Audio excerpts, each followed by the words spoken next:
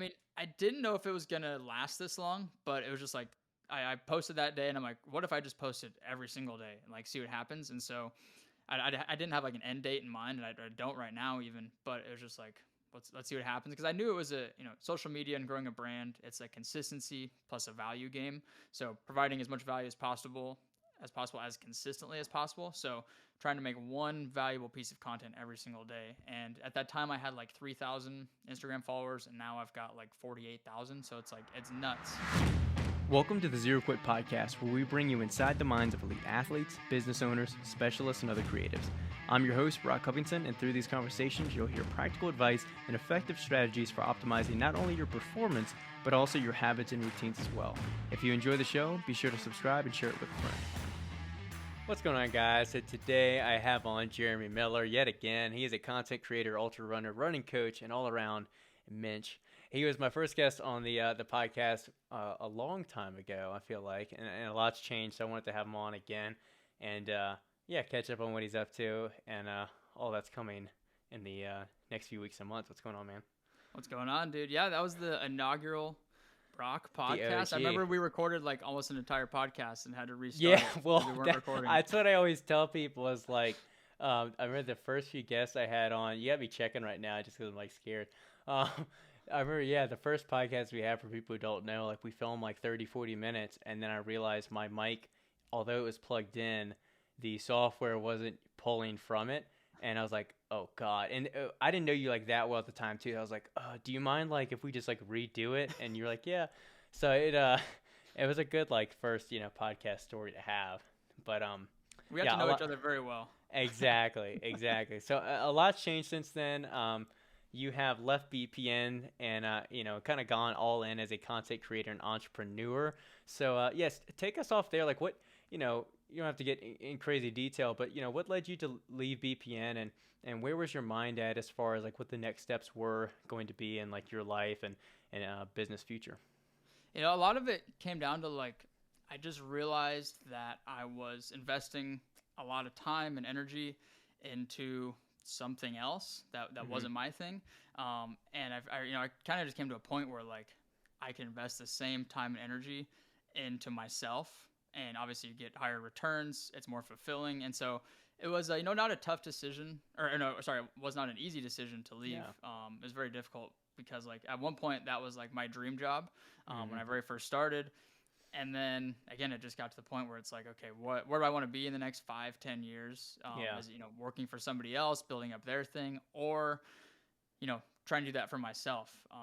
And it's not that one is really right or wrong or better or worse, but in my opinion, for what I want to do, I just wanted to build up something for myself. So that was kind of what it came down to. So that was like early August, I ended up leaving. And so now since then, just went like full 100% in on my own content, my own brand. Started coaching people for running. Started an OnlyFans. So OnlyFans, dude, whatever pays the bills, man. Feet pics. Yep, that's right. Been doing that for the last like 4 or 5 months now. Yeah. And I think since July 20th, I've posted every single day on my Instagram, TikTok, and YouTube.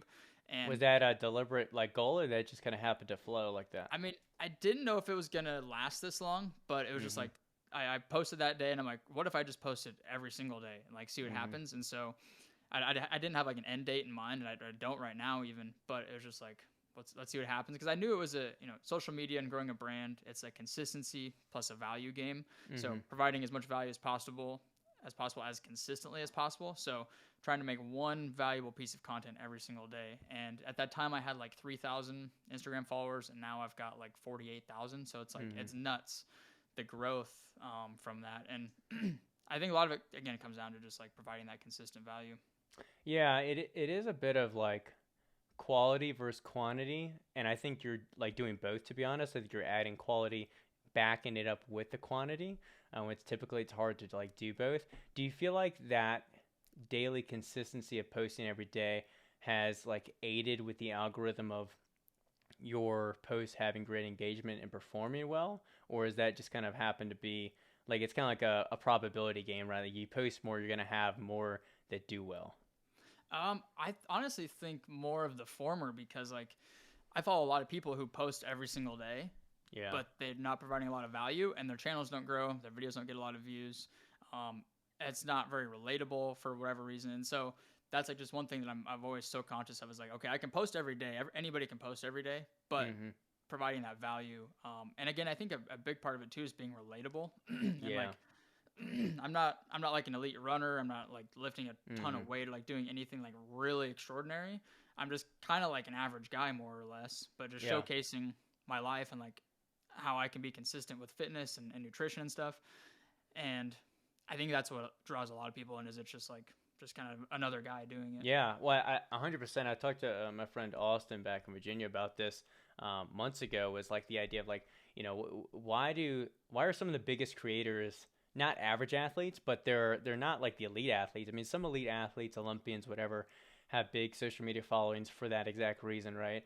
But a lot of the bigger influencers, they aren't, you know, like we'll reference just for a good point is like Nick Bear, right? He's not winning these ultras. He's not, you know, winning, let's say, these like marathons and things like that.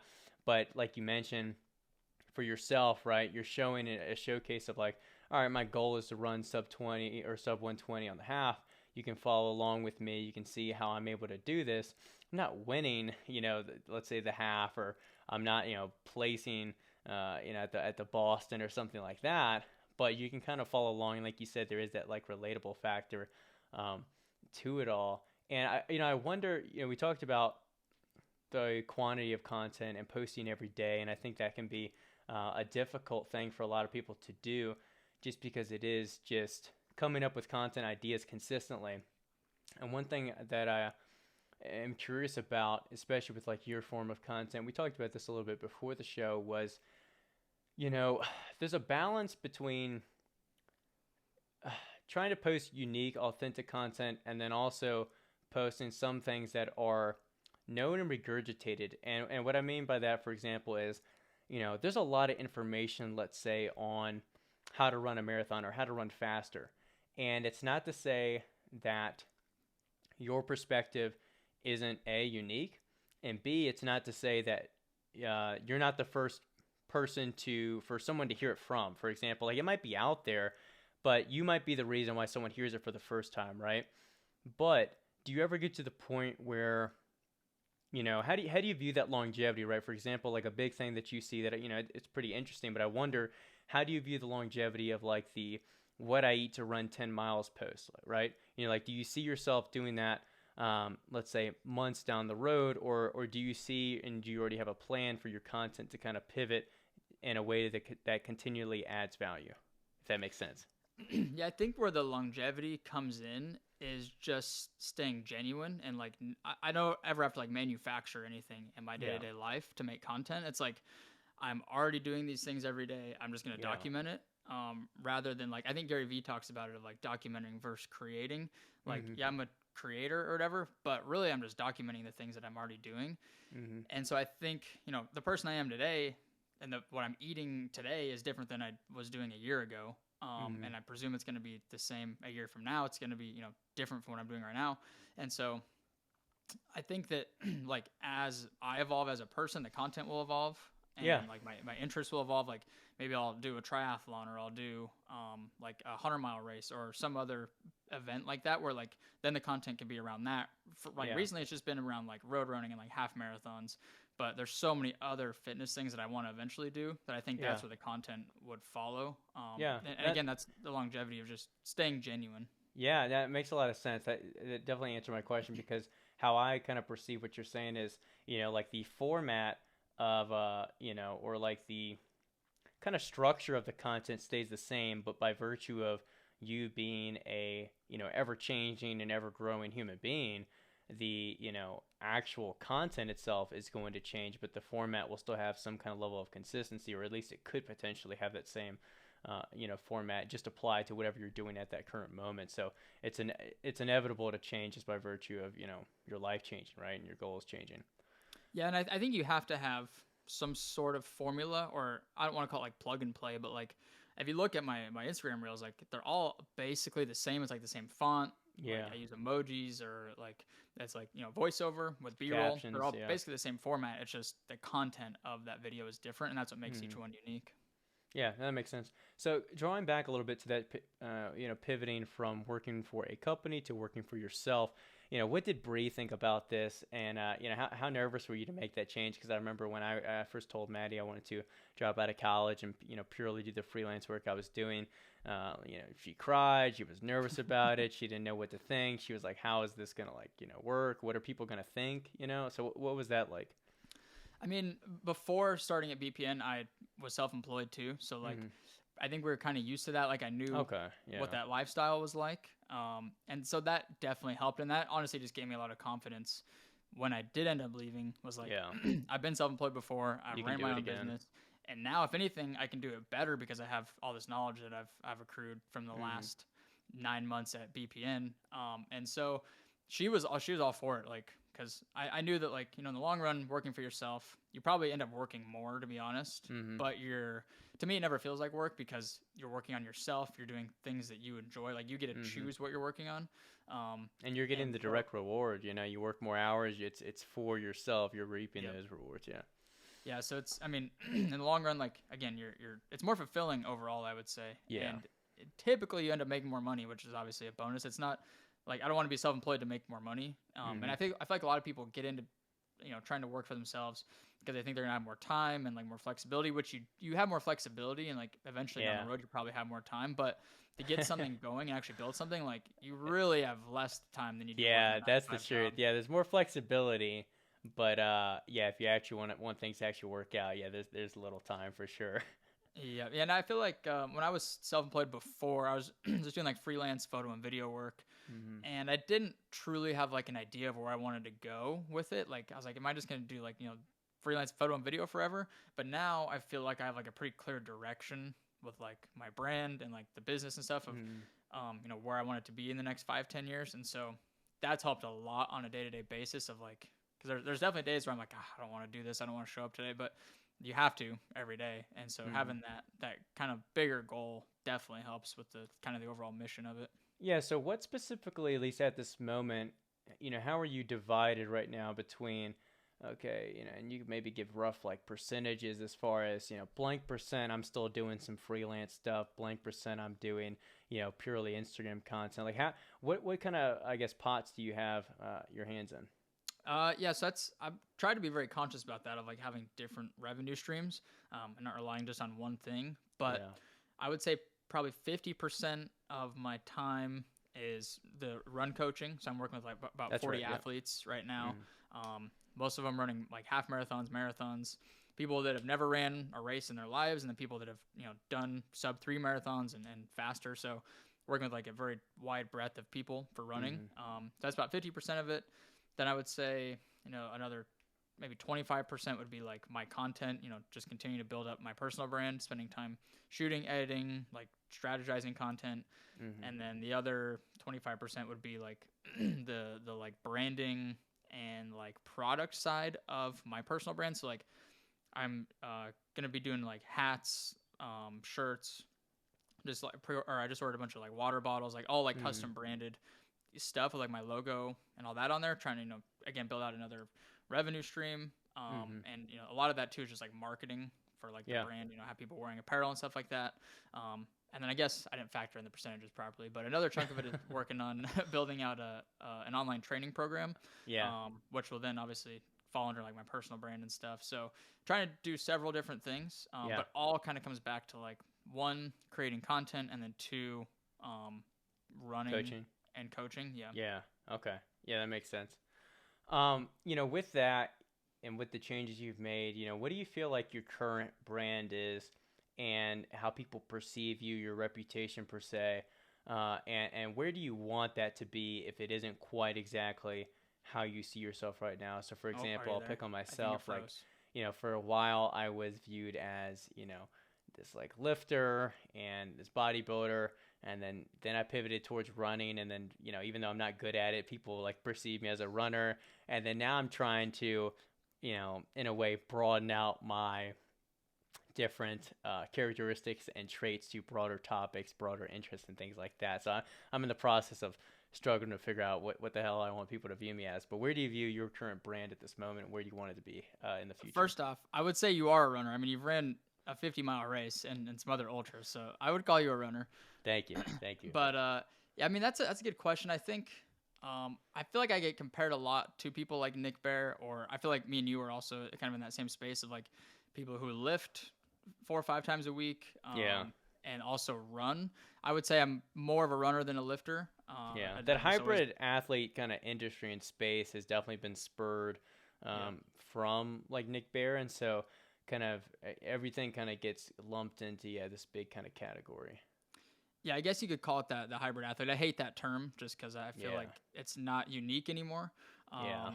And so that's why like my slogan that I've come up with for myself, and it's something that I've always kind of lived by. I never put it into words, and it's stronger, faster, farther.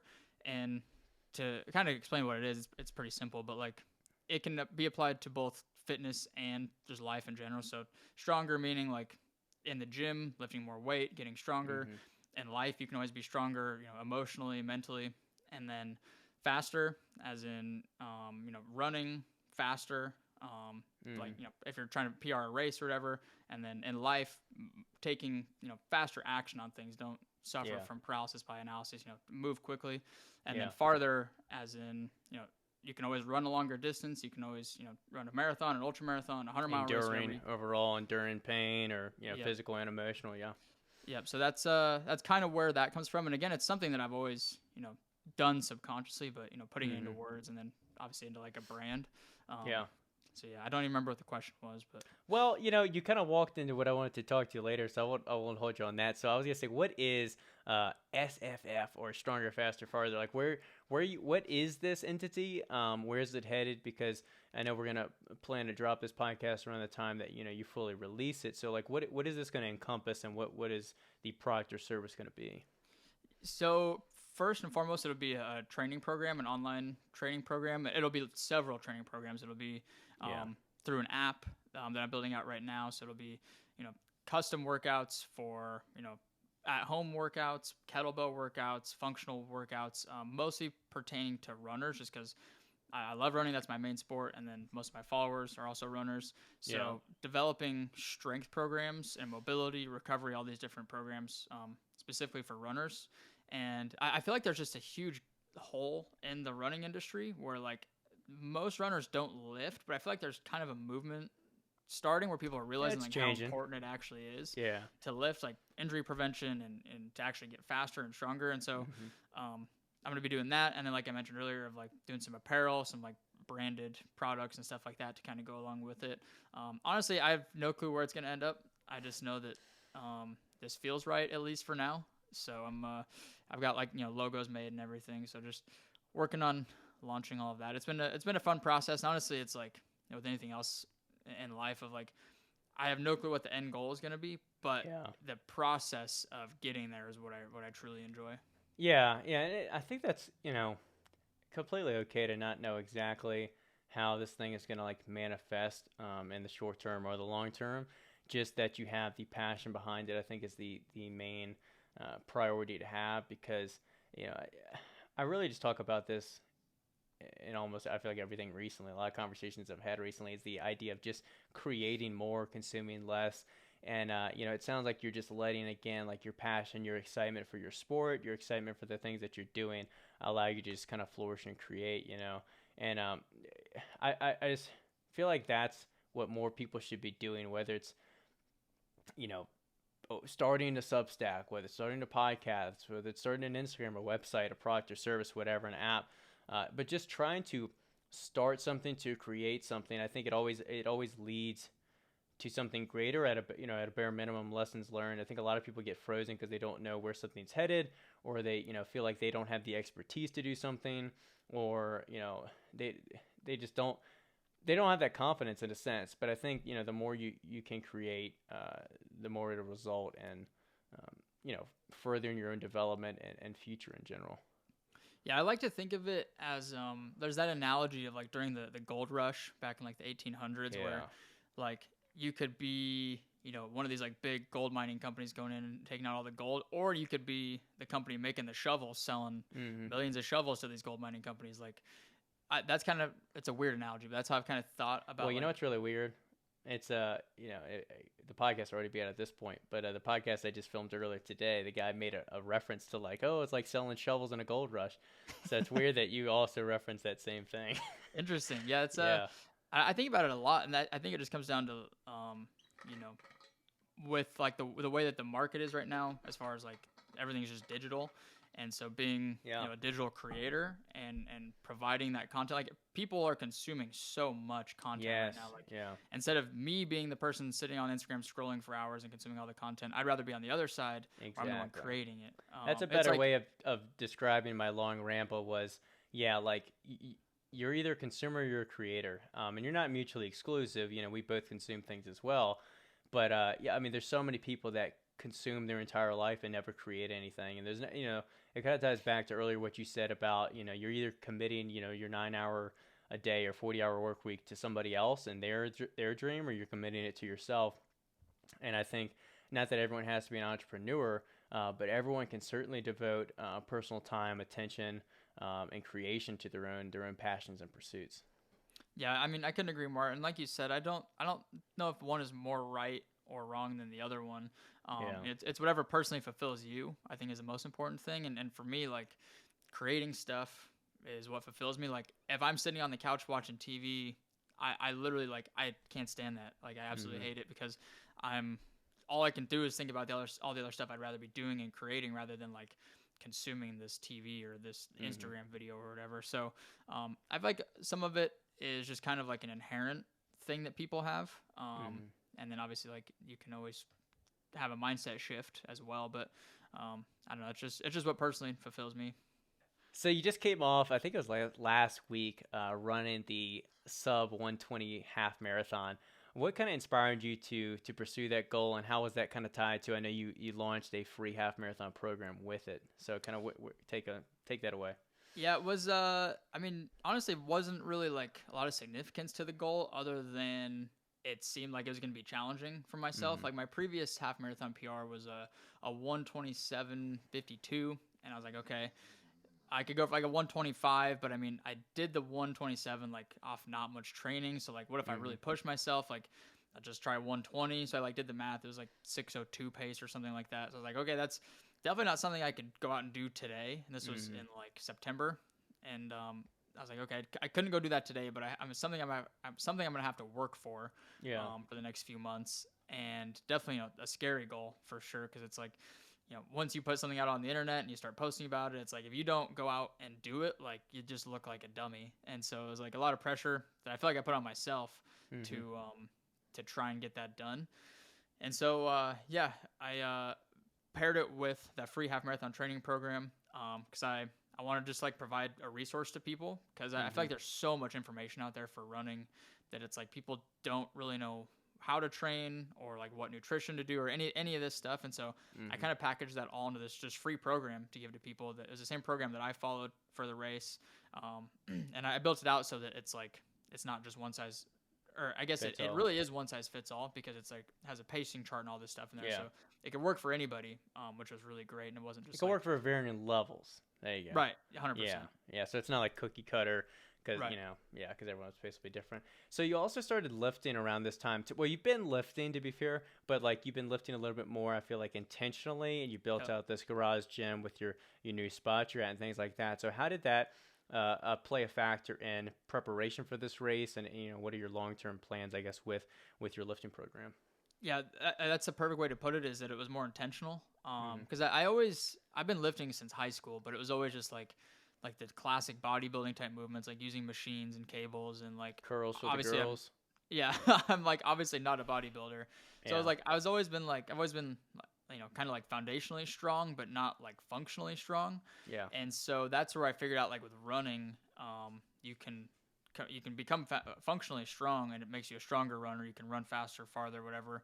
And it totally changed like my running ability, I guess, of like, I could go run 10, 15 miles a couple times a week, and like I'm not sore. Like I feel good. I feel strong throughout the run, and I think that's a huge a huge testament to the lifting. So I actually worked with a strength and nutrition coach for this prep too, Will, and he helped me a lot. Like, he programmed all my strength stuff and like gave me workouts specifically for running. So there's a lot of functional, like box step ups, lunges. I remember there's a lot of things that I do as well. I remember messaging you about that. Yeah, it's he helped me out a lot. So I got to give him credit as well. And yeah, now again, you know, taking a lot of that same philosophy and packaging that up into that like online training program where it's like the running with the lifting, because it's like we talked about earlier, like most runners don't lift, and there's a huge gap right there that I think could be filled. Yeah, and you've definitely, again, had time to build up your experience with what works and you know, put it into practice so that, you know, by the time you do come out with your program, there's not just anecdote, but actual like evidence behind, you know, what you put in there and put in that program. But like you said, I think there is still this, like, it's not a stigma per se, but just like an ignorance towards the value of strength training, I think, for a lot of runners, especially in the trail running space. I think there's big value because when you're putting that much mileage on your body and that much volume, you know, you need that bone health and that bone density, and a lot of that you're going to get from strength training, especially in like earlier years. So especially if you're, you know, younger than 20 or younger than 30, like those are the foundational years for you to really manipulate your bone density and build up that strength. So by the time you are taking that pounding on your body and your joints, you know, they have that ability to withstand it. You know, because it is crazy to me. Like, I don't know if you do you know of Andrew Glaze, the guy I had on a podcast a while ago that has a crazy running streak. Yeah, he was telling me he doesn't do any strength training, and he just said, you know, a lot of trail runners say this, oh, trail running is my strength training, because like I get it, there's like hills, there's downhill, like your quads will get beat up, but there's something to it, but there's also like something missing, you know, but it is something I think every runner can utilize to help avoid injuries, because especially when it comes to overuse injuries, you know, you're inevitably going to develop these asymmetries that are only going to get worse if you ignore them and continue to run on them. Yeah, my take on that would be like I don't see strength training hindering my running at all. Like, whereas it's like, are you going to take a chance on running with no lifting and like hope that you don't get hurt, or try running with lifting? Because, you know, like, it's, I don't know if that makes sense, but like, you know that lifting is not going to hurt your running at all, so why not incorporate it? Yeah, as long as you're not going crazy with the volume or, you know, reckless with the exercises, it only helps you. And also, especially from my experience as a personal trainer, I can almost be my own physical therapist, you know, because I know, okay, if I'm having, like, I figured out my T-band issue is from glute, you know, medial weakness. So, okay, I can figure out I need to do these mini band exercises. I need to strengthen this way. And you know, you have a little bit of the background as far as, you know, you understand your biomechanics better from strength training, and you know, in your muscular system, you know. Yeah, and you definitely don't have to go into the gym and, like, you know, throw barbells around and stuff and like lift crazy weight. Just like literally doing body weight movements, like body weight squats and lunges and box step ups, like all those functional type movements that you don't really get from running, because running is mostly a flexion movement, and you don't really get that extension where you get like a squat or a deadlift. And so there are a lot of, like you said, asymmetries of, like, you might have really, really strong hip flexors, but your glutes are just non-existent. And that's where, you know, you get IT band problems and runner's knee and all these different common running injuries. Yeah, I'm trying to think, you know, I was going to ask you and put you on the spot, but I'm trying to think on my own end, like, what are some big exercises that I'd recommend all runners do? So I'll just think of a few, maybe you can chip in. I think, like you said, those step-ups are a big one. So just having some kind of elevated either box, or you could stand on a few plates, and, you know, it could be step ups, it could be reverse lunges. I really enjoy curtsy lunges too, which is basically a reverse lunge with, you know, just that leg you're stepping back kind of more in line, so that you get a little bit more stability involved, a little bit more medial glute involved. I think is a great way. And I like extending with the leg I step back on, extending with it high, kind of like I'm reenacting a stride. Deadlifts are a great one, like you said, because as you mentioned, you know, when you're running, you're constantly in this predicament of basically hip flexion. So anytime you can work on your glutes, your extension, strengthen your back, especially when you're constantly running with like a pack, you know, if you're doing a trail running, you need that kind of, you know, lower back strength and things of that nature. And yeah, I mean, sidewalks with a mini band, anything mini band, I feel like, right? Yeah. Yeah. I've been doing a lot of those too. And yeah, I think, like, I've been doing a lot more kettlebell stuff too. Yeah. And the thing that I've noticed with kettlebells, I've never done any kettlebell stuff. And when I built out the home gym, that's all I got basically. Yeah. And so what I've found with those is like rather than doing just like barbell movements or dumbbell movements or like machine cable stuff, is like the kettlebell requires so much more stability and like those smaller muscle activation, because it's such an odd shape and like you're moving, cross sectionally a lot of the times. It's so, you kind of flow a lot more, so it forces you to be a lot more functional because your core is working with everything you're doing. Your like shoulder girdle has to be strong. You got to be more deliberate about, especially if you're doing like some kind of clean or snatch. Like you really have to think about the technique, because if you throw that kettlebell around in the base of it where all the weight's at goes one way, you can tear something. So it definitely involves a lot more intentional thought behind it. Yeah, very, very much so. And it's definitely like multi-dimensional of like I said, like you're using your legs and you're going up overhead. Like there's just so many different mechanics that you're using, that every kettlebell movement's a full body movement basically. And that's going to apply to, making you not only a stronger runner, but like just a stronger person in general. Like if you're playing with your kids or, going to the park, I don't know, whatever. More life application. Yeah, it's that's what functional means. Obviously, is it's just like it's a broader term rather than just going in and like doing bicep curls or something. Hey, we all need a little bit of curls in our life, right? Curls for the girls. I'll do some curls once in a while. Yeah, curls for Bree and for my wife Maddie, right? So wrapped up the race. You got this new Stronger, Faster, Farther brand and program coming out. Besides that, like what's next for you? Do you have upcoming races, challenges, things you're trying to work on? Yeah, I've got quite a few races lined up for 2023. So Boston will be the first one. That'll be in April. And then a few weeks after that will be the Orange County Marathon out in California. And then I'll be doing the Bighorn 52-mile race again in Wyoming. That one about killed me last year, so I got to go redeem myself on that one, I feel like. And then I'll be doing Chicago in October. Busy man. Yeah, and then I might squeeze in one more half marathon or marathon. I'm trying to get Bree to run a half marathon, so I was thinking about asking Maddie to run like a 5K with me or something like that. Well, I do like the 50K version, but she do like the 5K or something I'm thinking about. But it's still a strong ask. But you mentioned the Bighorn. I know we were talking about it, and I want to do that with you, but I'm thinking my schedule might not line up right. But some guy was trying to talk me into doing sign up for like the Leadville lottery. I was like, whoa, slow your roll, man. I was like, I need to do some more 50 milers and 50Ks before I have that like confidence to, sign up for like one of the harder, I feel like 100 milers. Yeah, dude, I definitely want to do a 100-miler eventually. Some point, yeah. But dude, after doing the 50 last summer, I literally about died. I feel like me too. I mean, I pretty much walked the last like 30K of it. Yeah. So it was I don't know, very humbling. But now, like, just like anything else, like once you do it that first time, you gain the experience, you learn a lot, and you really just know what that feeling is like when you're mile 30, 40 in the mountains. Like, it's I don't know, it's a very unique feeling, and I think the only way to get that is to go and do it. So, I want to do that again and hopefully finish a lot stronger this year. And then probably 2024, take on a 100-miler. I'm not sure which one yet. I kind of want to do the Bighorn 100 just because that's right where I grew up in Wyoming. So, dude, you got a lot of favoritism towards the Bighorn. I know, dude. It's a beautiful course, and it's a hard course too. Yeah. So, it's got everything.